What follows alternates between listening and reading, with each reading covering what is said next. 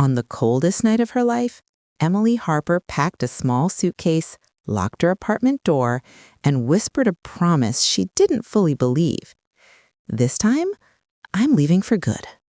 She didn't know where she was going. She only knew she couldn't stay. She didn't know this night would change her life. She didn't know that someone she had never met was quietly waiting to save her. And she had no idea that the darkest chapter of her life was about to become the beginning of her healing. The hallway of her apartment building smelled like old carpet and burnt coffee. Familiar, but suffocating. Emily kept her eyes down, her fingers trembling around the cold metal of her suitcase handle. She had walked this hallway 1,000 times, but tonight, every step felt like stepping away from a life that had been falling apart in slow motion. The elevator door groaned open. She stepped inside. Her reflection stared back at her from the metal wall. Eyes tired, hair messy, shoulders slumped under invisible weight. A whisper escaped her lips. "Don't look back, Em. Just don't." But her chest tightened anyway. There was something about leaving a place you once called home, even if it had hurt you, that felt like tearing out a page from your own life. As the elevator descended, she felt that small, guilty voice inside her asking, "What if you had tried harder? What if you stayed?" She shut her eyes. No, trying harder was all she had done for years, but staying had been breaking her. When the door slid open, cold night air rushed inside. Emily exhaled shakily, stepped out, and pulled her coat tighter around her. New York City at 11:47 p.m. was alive in a way Emily wasn't.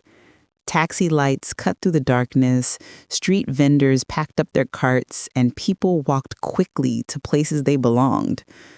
Emily didn't belong anywhere, not tonight. She dragged her suitcase across the sidewalk, her breath visible in the cold. Her phone buzzed. Again. Her heart dropped. She knew the name on the screen, without even looking. She turned the phone over so she couldn't see it. 4 missed calls. 7 messages. All from him. She swallowed hard. A familiar ache filled her chest. But she kept walking. The messages kept coming. But she didn't stop. Not this time. After a block, she finally turned her phone off completely. The silence that followed felt like freedom and fear. Emily's feet led her where they always did when she was lost, the Riverside Park near Pier 41. The city lights reflected off the water, stretching like golden fingers across the black surface. She sat on her usual bench, the old wooden one with a chipped corner and initials carved into its side. Her suitcase leaned against her leg. Her breath slowed.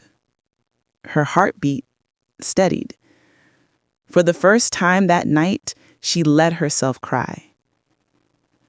Not the quiet, hidden tears she was used to. Real, shaking sobs that made her shoulders tremble. She covered her face. The wind stung her skin. She whispered broken words into the night. "I don't know how to fix myself. I don't know where to go. I'm so tired." Her voice cracked. "I'm so tired." The river didn't judge. The night didn't answer. The world simply kept moving. But Emily felt like she had stopped, like time had paused just long enough for her to break. Minutes, or maybe hours, passed before she noticed someone approaching. She stiffened. A man walked slowly toward the bench, middle-aged, wearing a navy coat, a calm expression on his face. He didn't look dangerous, but fear twisted inside her anyway. He stopped a respectful distance away and nodded politely. "Are you all right?" he asked quietly. She wiped her face fast. "I'm fine. Just needed some air." He didn't push. He didn't ask questions. He simply glanced at her suitcase, then at her red, tear-soaked face and said, "Sometimes the hardest place to breathe is the place we're trying to call home." Her eyes lifted. Something about his tone, gentle, slow, careful, told her he wasn't trying to invade her pain. He simply recognized it. The man smiled softly. "I'm Daniel," he said. "Daniel Ross." She hesitated, then whispered, "Emily?" Daniel nodded. "Well, Emily, if you don't mind, I'll sit over there."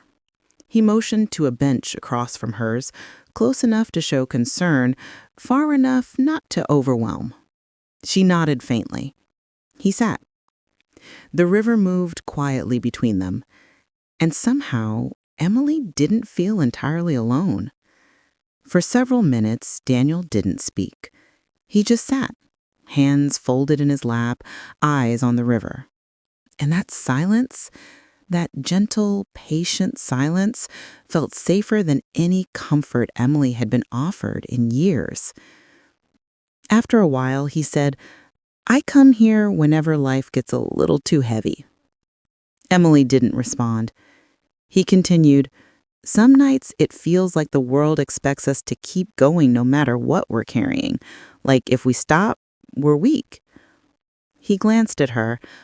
"But stopping, sometimes that's the bravest thing we can do." Emily swallowed the lump in her throat. She whispered, "I left." Daniel nodded, not surprised. Sometimes leaving is survival. His voice wasn't emotional. It was steady, like a warm blanket laid gently over a wound. Emily tightened her grip on her suitcase handle. He didn't ask what she left, didn't ask who, didn't ask why she was alone at midnight by a freezing river. He simply said, "If you ever want to talk, I'm here." Emily looked at him carefully. There was something familiar about him. Not his face, his presence, the quiet way he existed, the softness in his voice, the patience in his eyes. It reminded her of something she hadn't felt in a long time: safety. After a few more minutes, Daniel stood. "He should head back," he said. "But before I go," he pulled a small card from his coat pocket. It wasn't a business card. It wasn't anything formal, just a handwritten note, a name, a phone number, and 4 simple words: "For when it hurts." He set it gently on the bench beside her. Emily stared at it.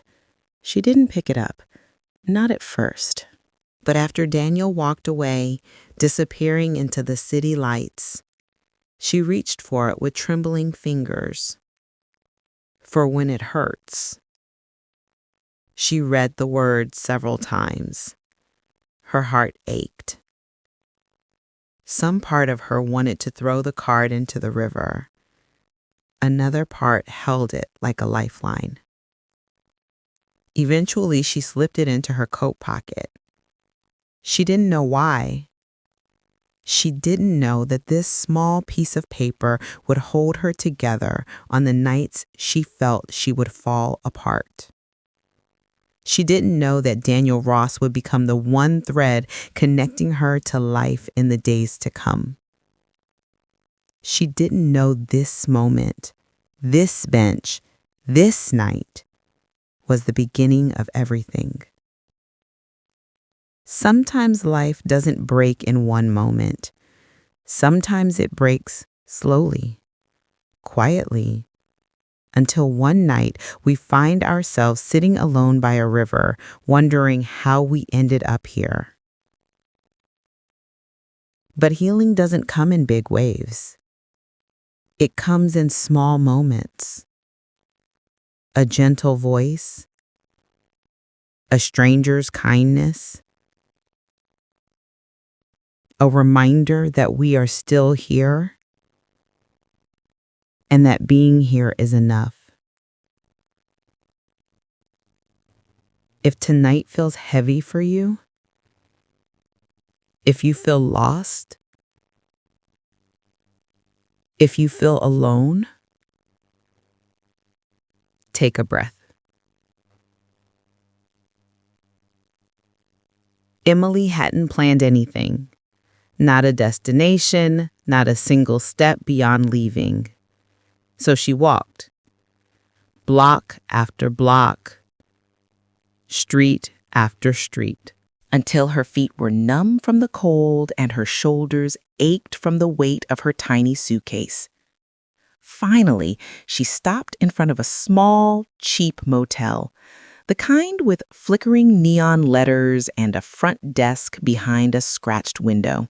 The sign read, "Vacancy, $39 a night." It wasn't home. It wasn't safe. But it was away. She stepped inside. The lobby smelled like old cigarette smoke. The man behind the counter didn't even look up from his phone. "Room?" he muttered. "Yes, just one night," she whispered. He handed her a plastic key card without eye contact. "Room 12, stairs to the left." Emily forced a polite thank you, though her voice barely came out. She climbed the creaky wind stairs and unlocked the door. The room was exactly what she expected.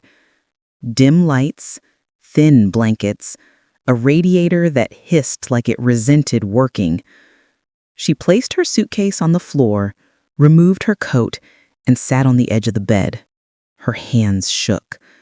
Then, slowly, she reached into her coat pocket and pulled out Daniel's card. "For when it hurts." She traced the words with her thumb. What if Daniel's number was fake? What if that small moment of kindness wasn't real? What if she imagined safety where there wasn't any? Before she could second-guess herself, she picked up the card and typed the number into her phone. Her thumb hovered over the screen. She wasn't going to call, just check. She pressed search. A contact suggestion popped up from public records. Daniel Ross, licensed therapist, Manhattan Healing Center. Emily froze.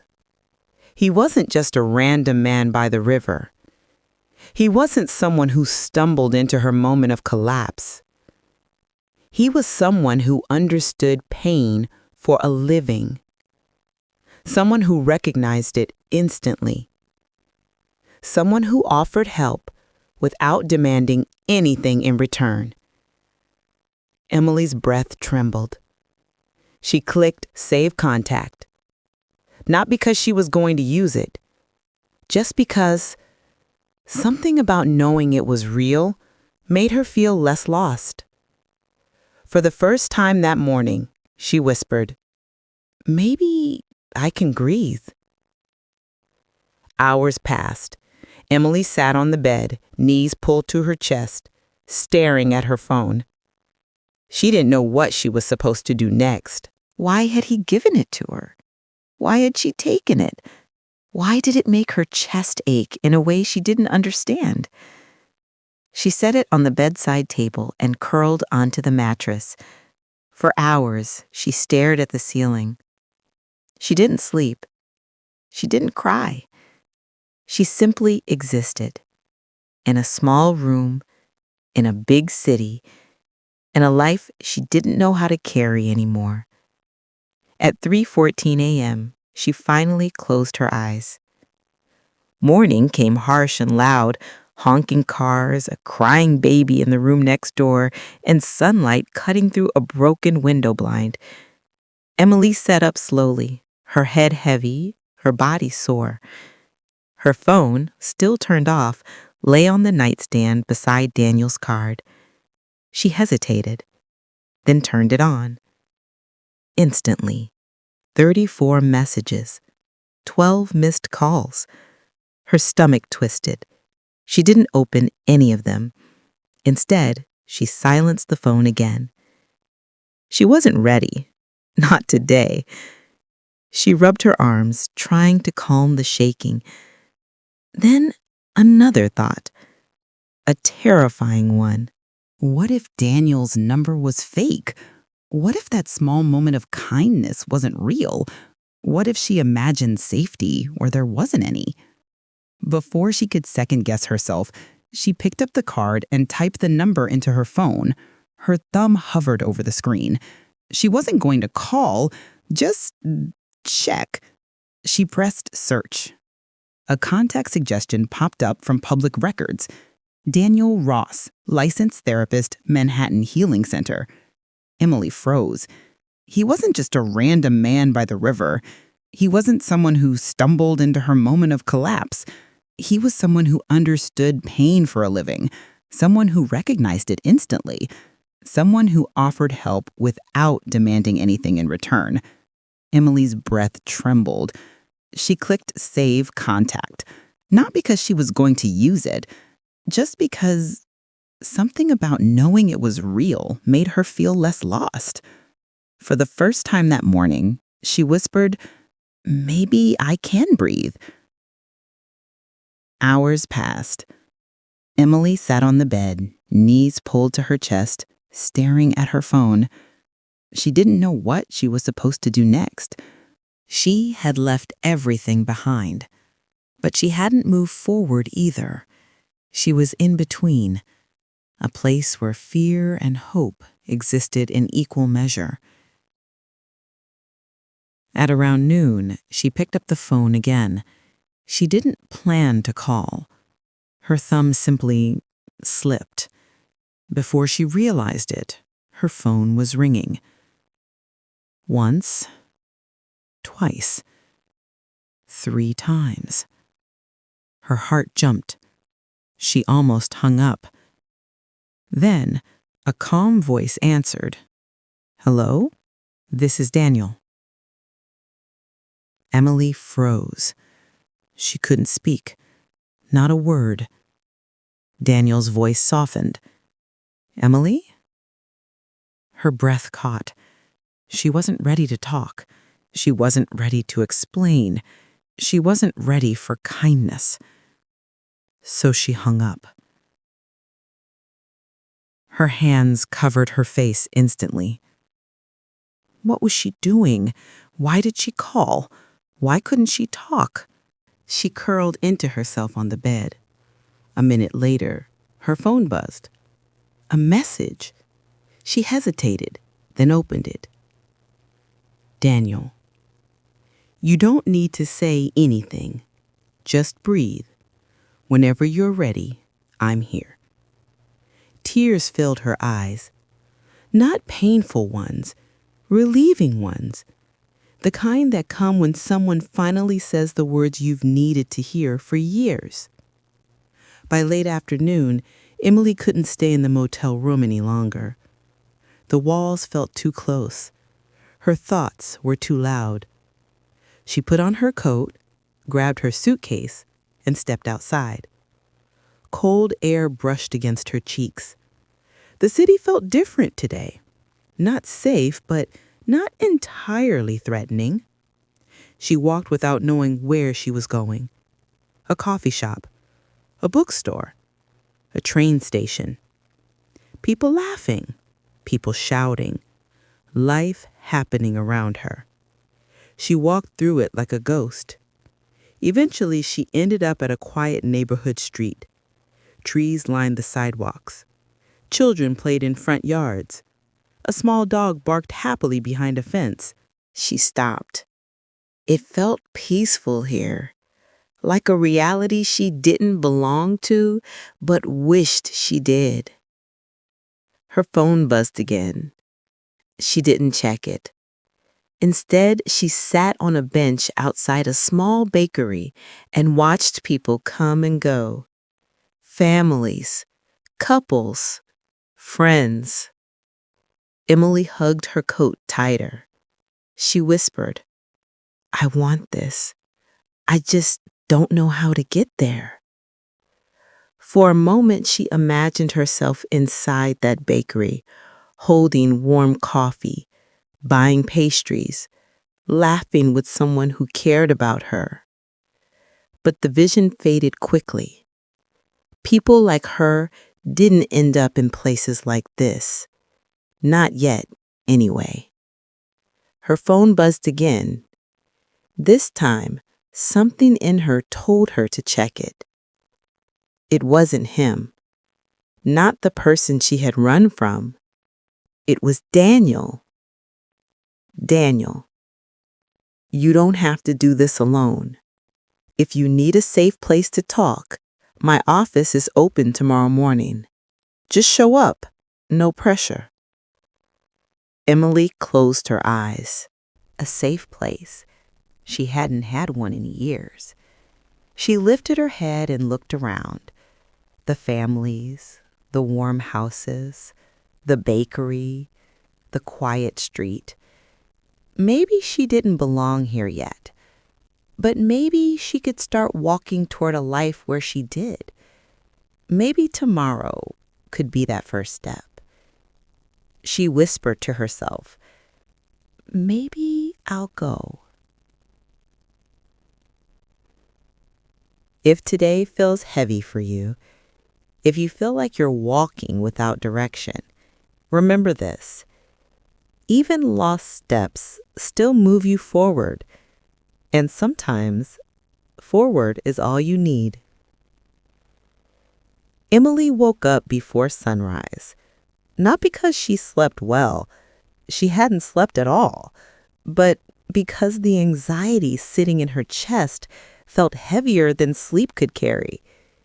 She sat up slowly in the motel bed, the blanket sliding off her shoulders. The air was cold, her thoughts colder. Today was the day she was supposed to go to Daniel's office. A safe place. A place to talk. A place that wasn't built on fear. But fear still whispered in her ear.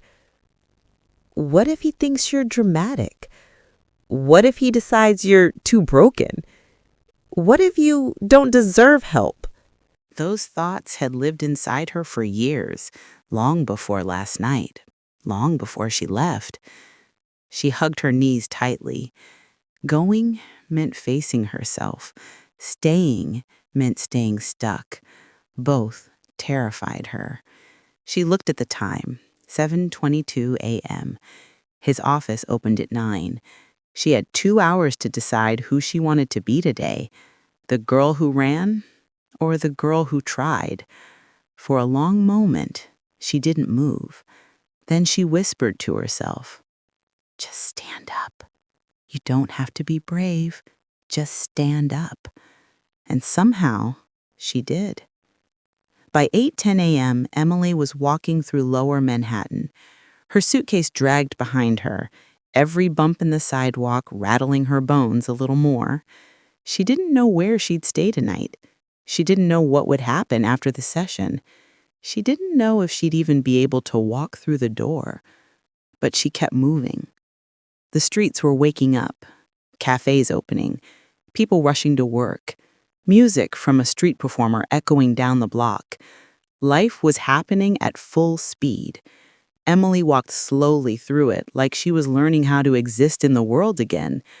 When she got closer to the address Daniel had texted, her chest tightened. The building was nicer than she expected. Clean glass doors, warm lighting inside, a small sign that read, Manhattan Healing Center. Her hands shook. She stood across the street and stared at the entrance. People went in, people came out. No one looked scared. No one looked broken. She felt both. You don't belong here. You're not like them. The thoughts returned. Her breathing quickened. Just as she was about to turn around and walk away, her phone buzzed. A message. She hesitated, then checked it. Daniel, you're welcome any time today, even if it's just to sit in the waiting room. no expectations. Emily closed her eyes. Maybe it was the gentleness in his words. Maybe it was the fact that he didn't pressure her. Maybe it was the part of her that silently wanted to heal. But she stepped forward. One step, then another, until she was standing at the door. She pushed it open. Warmth hit her instantly. Soft lighting, quiet music, a clean scent of lavender in the air. The waiting room looked exactly like what you imagine when someone whispers the word safe. Neutral colors, plush chairs, a small bookshelf with healing titles, a desk where a receptionist smiled kindly. But Emily wasn't ready to smile back. She lowered her head. I'm here to see Daniel Ross. The receptionist nodded warmly. He'll be with you in just a minute. You can have a seat. Emily sat in the corner, the farthest chair, the one closest to the wall. She curled her hands together tightly. Every sound felt loud. Every second felt too long. Part of her wanted to run, but she stayed. After what felt like forever, she heard the soft sound of a door opening. Emily? Her heart jumped. She looked up. Daniel stood in the hallway, hands in pockets, expression calm, eyes gentle.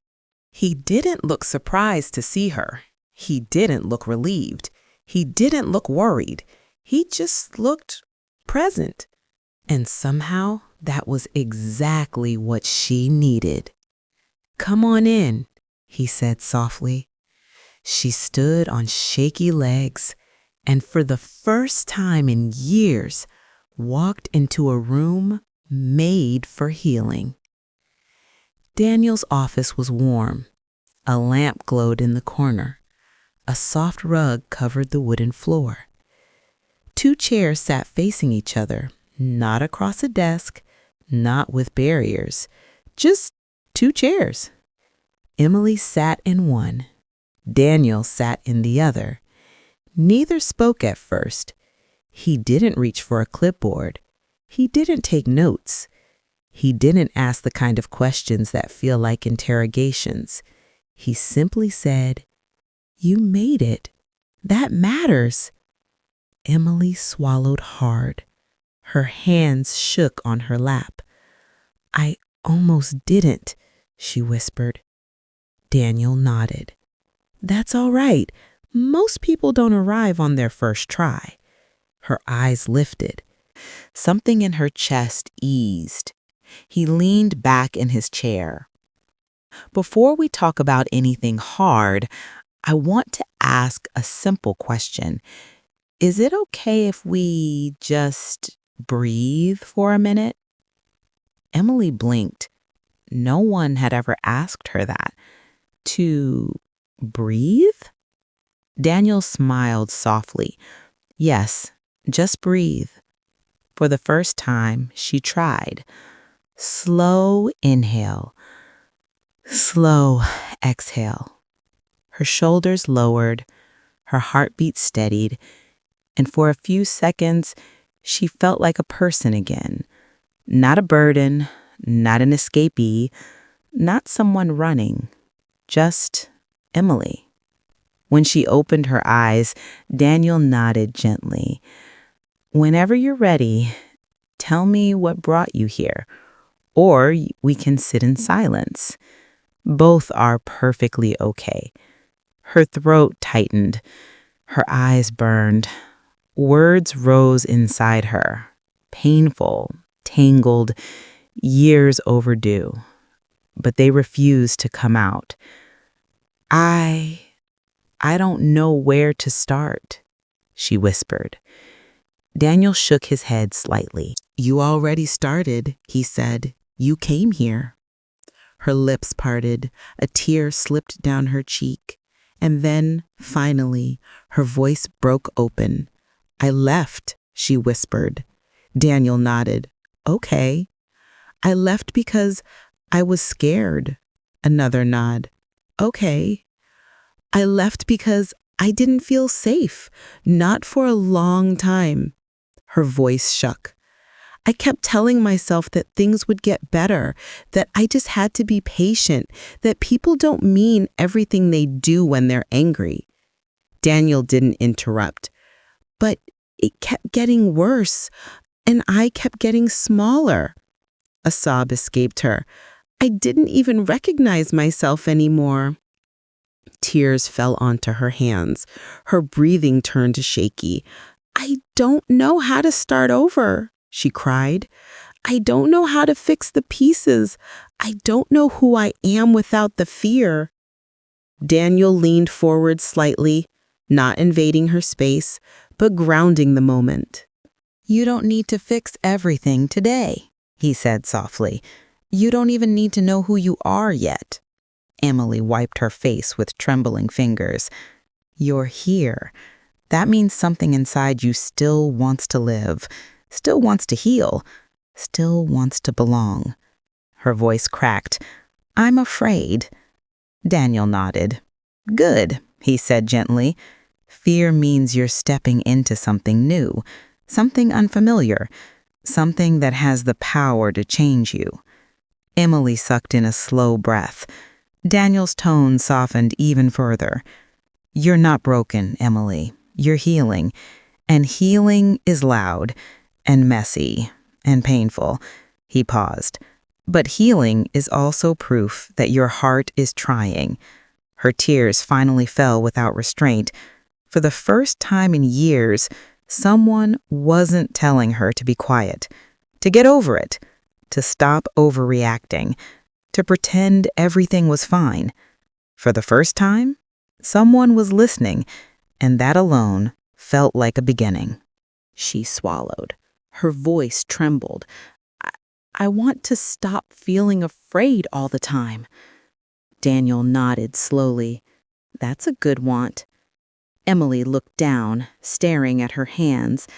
And I want to be able to breathe without feeling guilty for it. Her throat closed painfully around the last words. Daniel leaned back slightly. You deserve that. Not someday, not later. Now. Emily tried to process the sentence. You deserve that. Now. It felt foreign, unbelievable, but also like something inside her needed desperately to hear it. Daniel continued, his voice steady. And you will get there. Not by running, not by pretending, but by taking one brave breath at a time. Emily's eyes softened. For the first time in years, she felt something other than fear. She felt possibility. The moment she stepped out of the office, the world hit her again. There are moments in life when the world feels too heavy, when your voice feels too small, when your heart feels too tired to keep going. If you're in that moment tonight, breathe.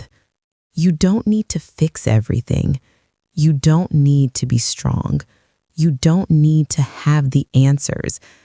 You just need to take one step, even if it's shaky, even if it's slow, even if it's covered in tears. And you, right now, are here. That is enough.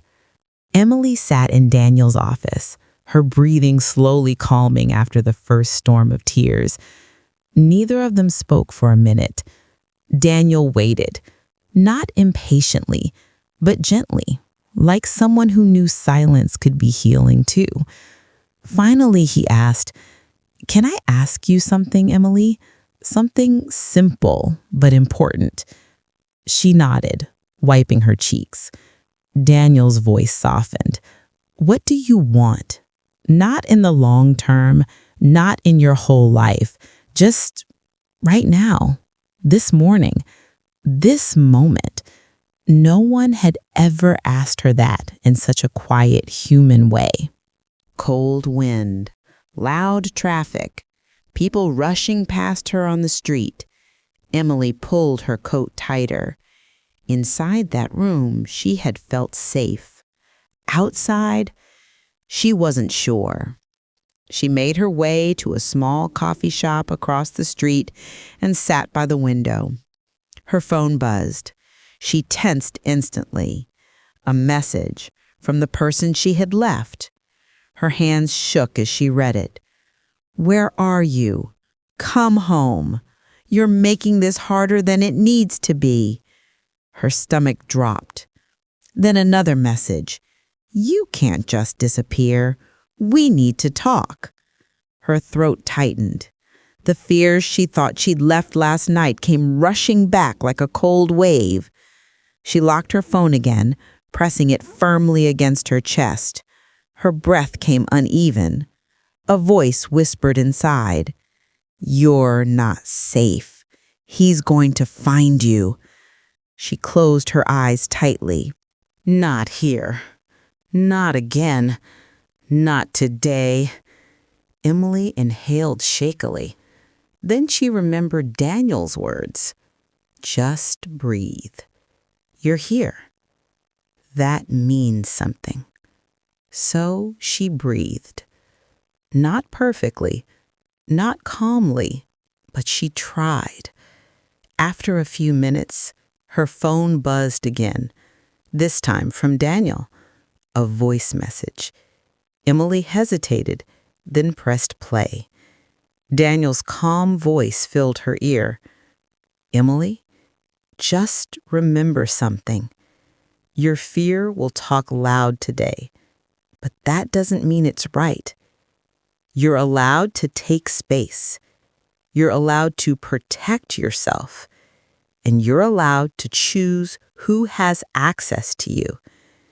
Emily's lips trembled. He continued, "If anything today feels too heavy, don't isolate. You can reach out, or even come back here. You're not alone anymore." She exhaled shakily. Someone was looking out for her. Someone who didn't want anything from her. Someone who wasn't angry when she needed space.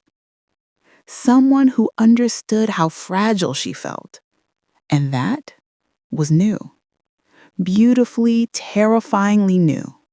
She stared out the coffee shop window. Cars passed, people walked. A couple laughed as they crossed the street.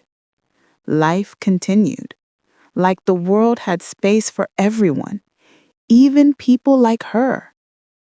Emily breathed slowly. For the first time since leaving, she felt something shift inside her chest. She had left everything behind, but maybe she hadn't arrived at nothing. Maybe she had arrived at beginning. She opened her journal, the one she kept buried at the bottom of her suitcase, and wrote a single sentence.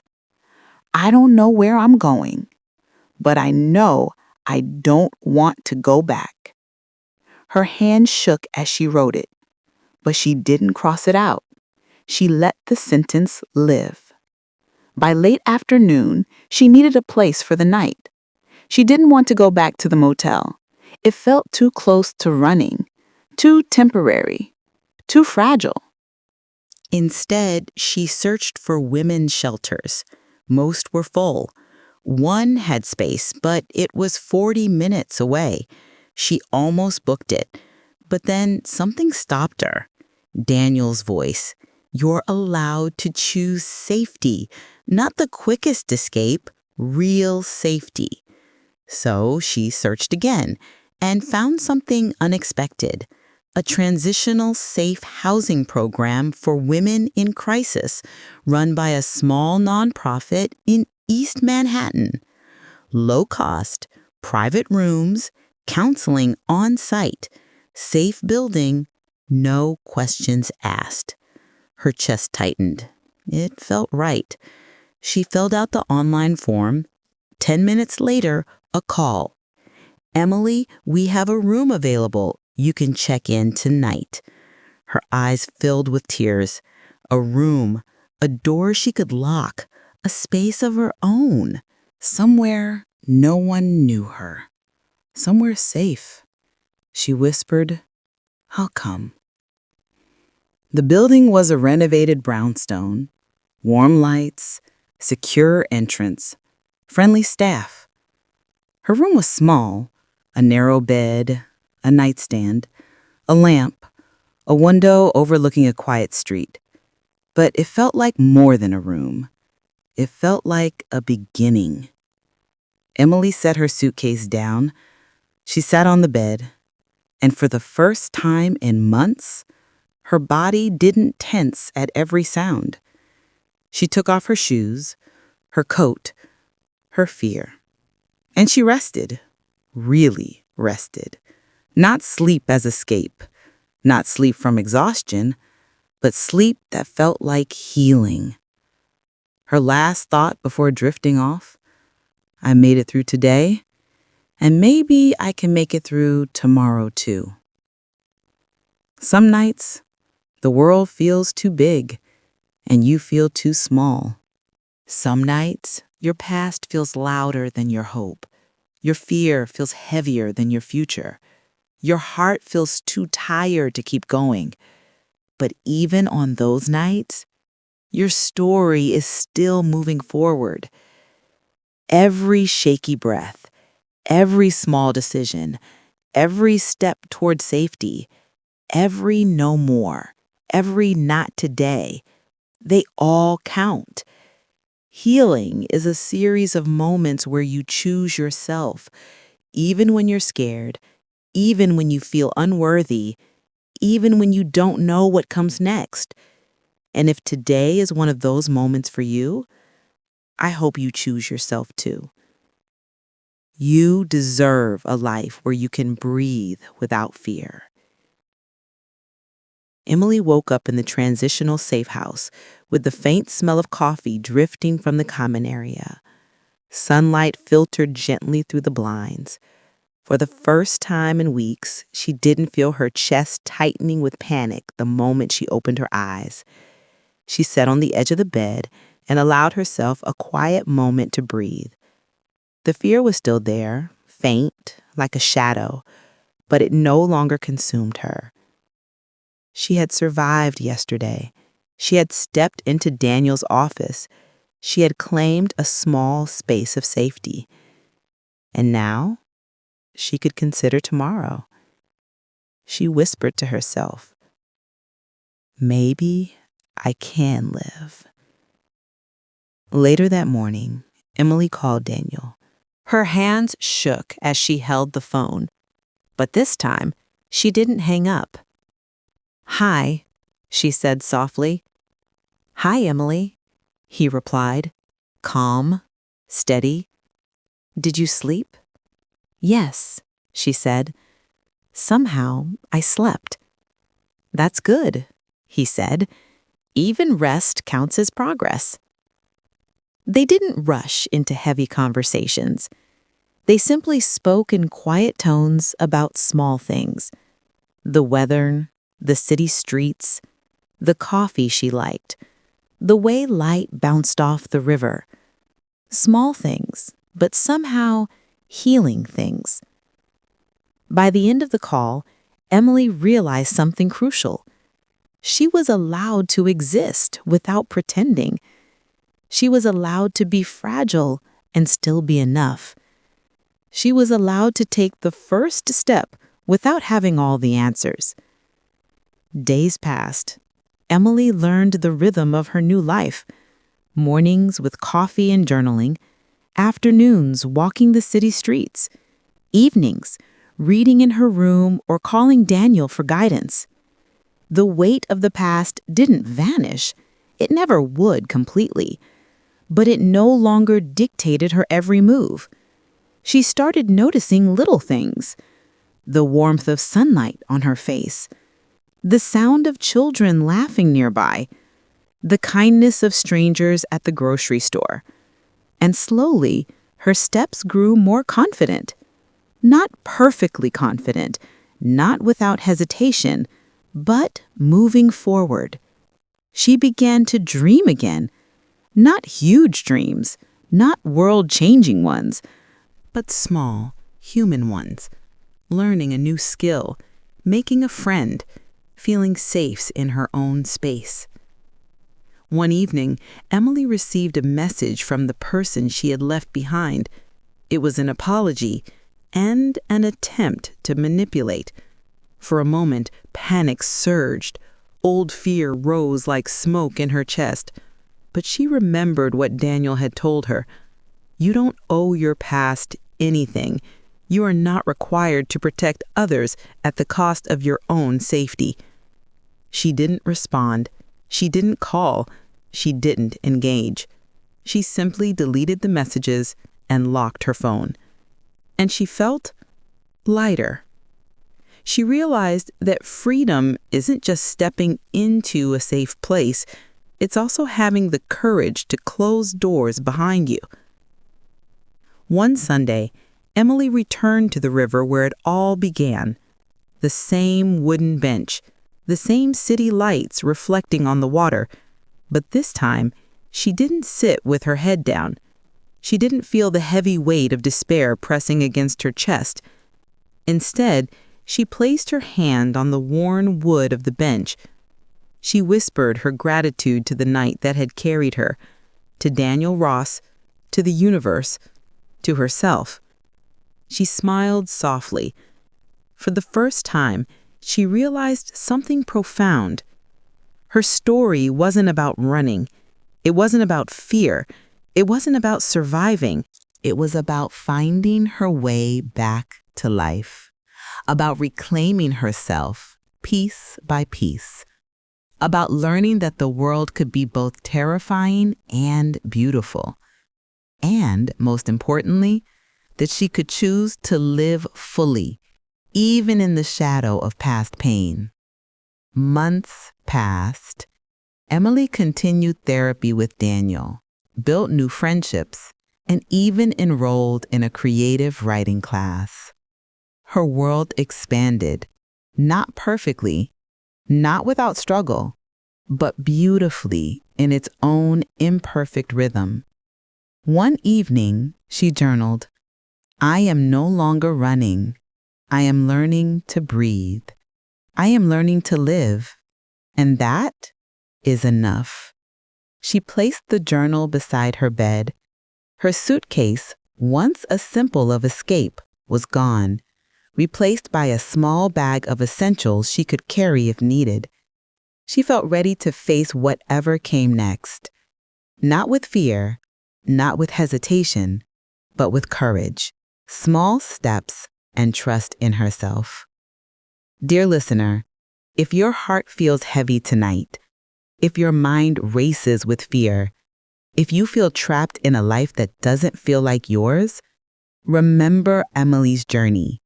It didn't start with courage. It started with the single step. It started with showing up. It started with the gentle realization that she didn't have to be perfect. She only had to be present. You can take that step too. Breathe. Find your safe place. Reach out for help. Protect yourself. Healing doesn't happen in a moment. It doesn't come all at once. But every small step, every tear, every quiet decision to live is proof that you are reclaiming your life. You are allowed to heal. You are allowed to choose yourself. You are allowed to exist fully, beautifully, without apology. And one day, like Emily, you will return to the river of your life and realize that you are whole again. Emily's story is a reminder. Even the darkest night eventually gives way to dawn. Even when you feel lost, there is a path forward. Even when you feel small, your presence matters. You are enough. You are brave. If you'd like to hear more stories like this, please make sure to like the video, subscribe to the channel, and turn on notifications so you never miss a moment we share together. Your presence keeps this community alive. Thank you for listening and for being here. Until the next story, stay gentle with yourself.